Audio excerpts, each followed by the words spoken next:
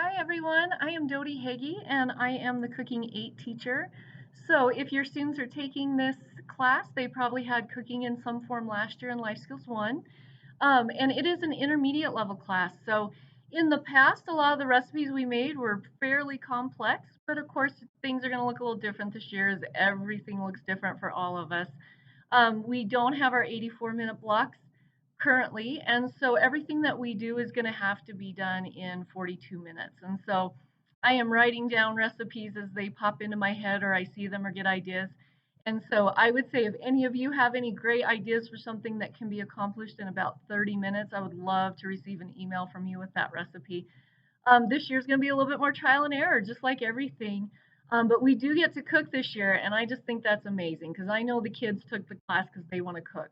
And of course, we're going to respect our social distancing protocols. And I'm just going to be open to trying new things. And so if kids come home and kind of say it was a train wreck and they didn't finish on time, that's going to be okay because we are not sure how we're going to do in this 42 minutes, but we are going to give it a shot.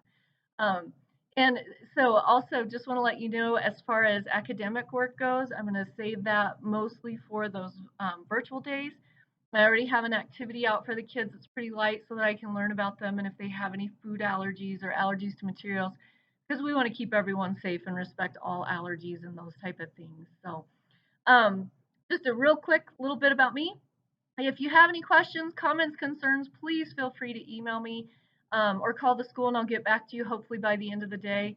Keep those lines of communication open. But I'm looking forward to having a great year and I have enjoyed so much seeing your kids again and getting to interact with them and draw the energy from them. I didn't realize how much I missed that. Look forward to hopefully getting to see some of you throughout the year. Take care.